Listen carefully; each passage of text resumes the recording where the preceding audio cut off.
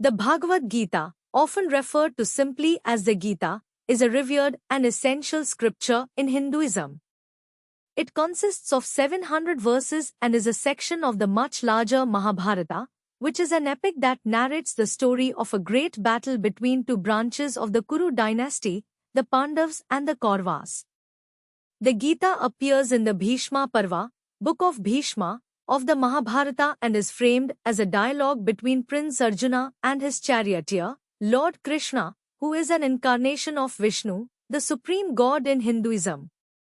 The conversation takes place on the eve of a great war, on the battlefield of Kurukshetra. This context provides a dramatic and philosophical setting in which the Gita's teachings unfold. As the war begins, Arjuna, a skilled warrior and the hero of the Pandavas, experiences an emotional and moral crisis. He is torn by the prospect of fighting in a battle where he must face his own family members, teachers, and friends. Arjuna is overwhelmed by the horrors of war and is filled with despair and doubt about his role as a warrior. He contemplates the consequences of killing loved ones and wonders if fighting in the war would be an act of righteousness or a sin. Feeling confused, sorrowful, and paralyzed by indecision, Arjuna turns to Krishna for guidance. In response, Krishna teaches Arjuna a profound philosophical and spiritual lesson that addresses not only his personal dilemma but also the broader existential questions of life. Krishna's teachings are timeless and are aimed at resolving the confusion between action and inaction, attachment and detachment, and the path to spiritual realization.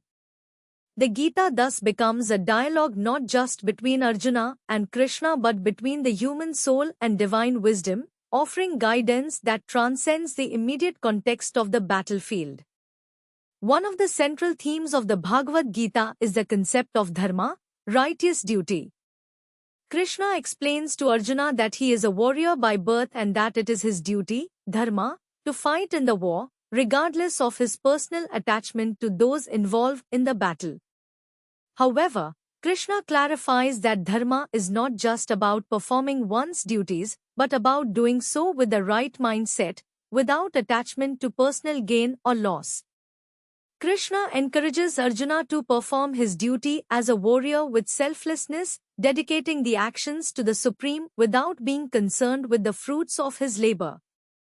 This idea is encapsulated in the concept of karma yoga, the yoga of selfless action, where one performs duties and actions without attachment to the outcomes, remaining detached from success or failure. Krishna explains that it is the attachment to the results of actions that leads to suffering, while true peace and liberation come from selfless action. He teaches that one should focus on the present, giving their best effort without anxiety about the future. By dedicating all actions to God and acting with a sense of devotion and duty, one can achieve spiritual liberation, moksha, and move beyond the cycle of birth and death, samsara.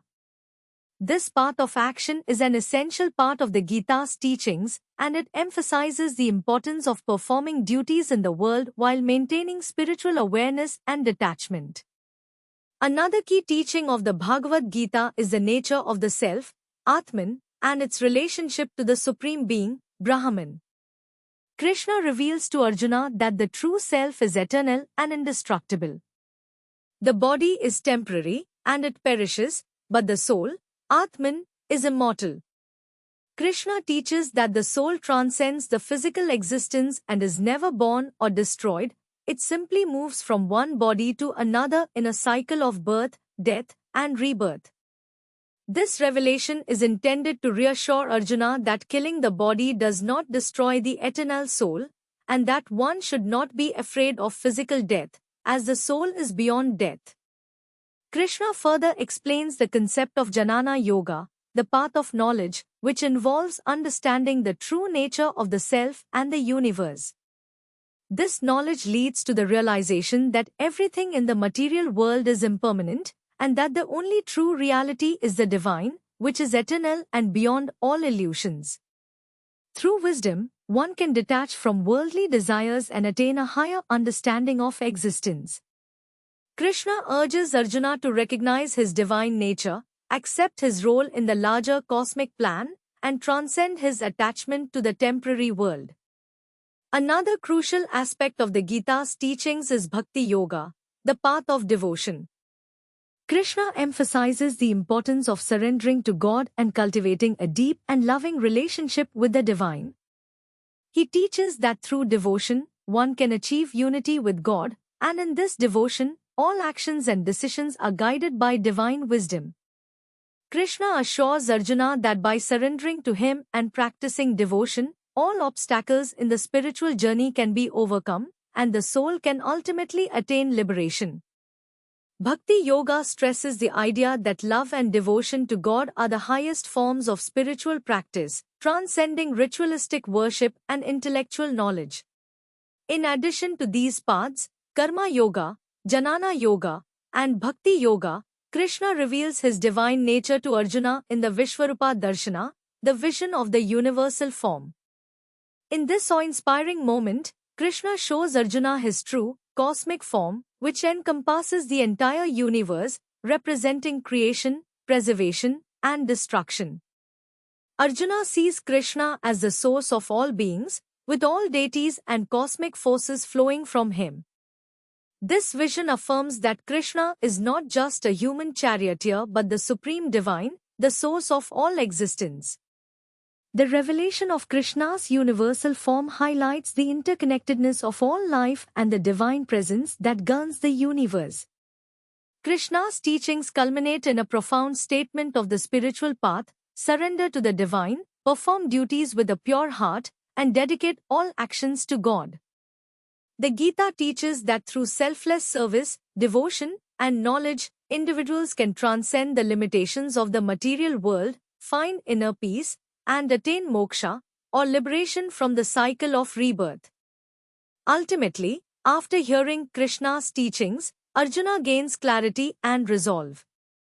He sets aside his doubts and is no longer paralyzed by indecision. Arjuna returns to the battlefield with a renewed sense of purpose, understanding that his duty as a warrior must be carried out without attachment to personal desires. With Krishna's guidance, he is ready to fight for justice and righteousness, knowing that his actions are aligned with divine will. In conclusion, the Bhagavad Gita offers timeless wisdom on how to live a righteous life, navigate challenges, and realize one's highest spiritual potential. It synthesizes different spiritual paths: Karma Yoga, selfless action; Jnana Yoga, knowledge; and Bhakti Yoga, devotion, into a cohesive teaching that applies to the complexities of human life. The Gita is not only a text for Hindus but has inspired people of all cultures and religions worldwide, offering practical guidance for overcoming life's difficulties, finding inner peace, and achieving spiritual fulfillment. Through its teachings, the Gita helps individuals understand the nature of the self, the importance of duty, the role of divine will, and the path to ultimate liberation.